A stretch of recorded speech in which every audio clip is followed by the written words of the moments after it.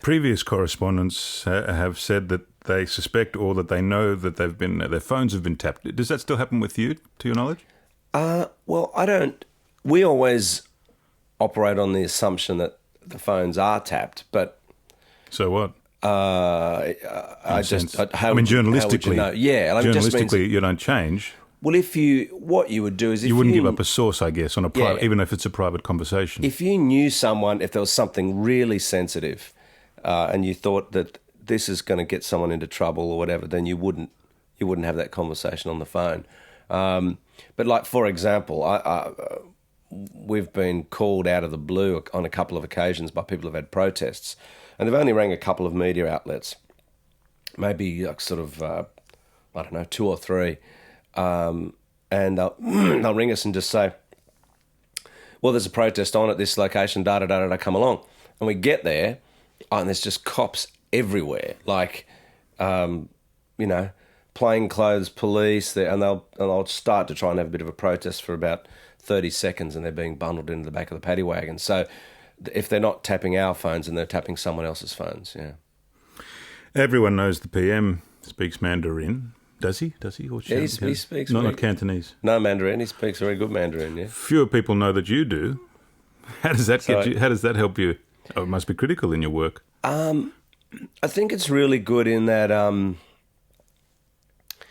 if you go into a place, especially just say there was a coal mine disaster, and you turn up somewhere.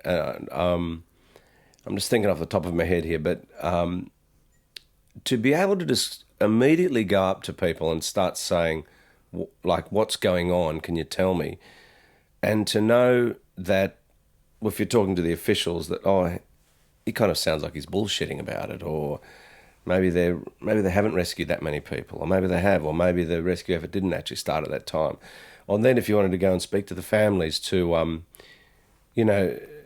I think to be able to look at someone and talk to them and have them to not rely on someone else to convey to you the meaning of what's being said is really fantastic, and it's sort of excuse me. It's like if things like sarcasm or humour, or if someone's really upset, or if someone's lying, to be able to try and know directly whether that's happening. But in terms of, it also opens doors for us in that it's funnily enough a way of saying, to see you approach a government official or something and you start speaking to them in Mandarin, well, there's 2 messages you're also conveying as well as whatever you're asking them. One is that I'm serious about this place. I'm not just someone who's blown in here, that I take your culture, the history of this place seriously enough to learn the language. And secondly, I know that you know what I'm asking you, and I want a bloody serious answer. So it's sort of operating on two levels with them in that way. And I think people do tend to think, oh, okay, well, they might not, maybe they're less likely to bullshit you. I don't know. I hope so. And what do you reckon the future holds, the big issues for China in 2010? Well, there's a couple of things that are sort of always bubbling along in China, and they basically, I think when it all comes down to it, I think there are these, you've got a party that's running with monopoly power, a capitalist economy with state-owned enterprises, but calling itself a Marxist party. And for them to be constantly trying to sort of resolve that and say, well, the reason we've got monopoly power is that we are actually taking on the road to something bigger.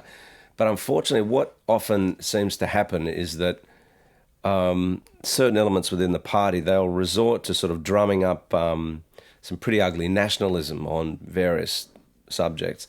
And, I think if there's a big sleeping issue in China that could emerge as a potentially ugly thing, it's nationalism, and the way in which a sort of emerging arrogance or something like that.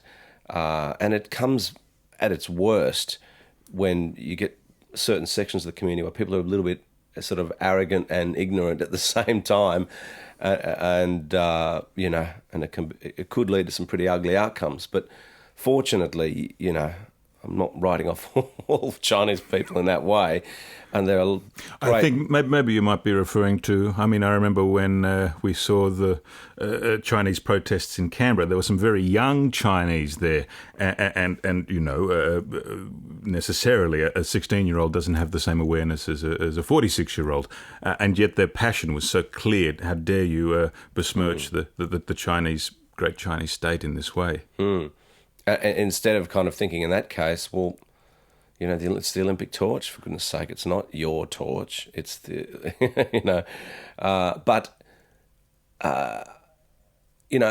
there are, for all those people, there are also so many smart, young, aware people in China as well that wouldn't have a bar of that sort of crap.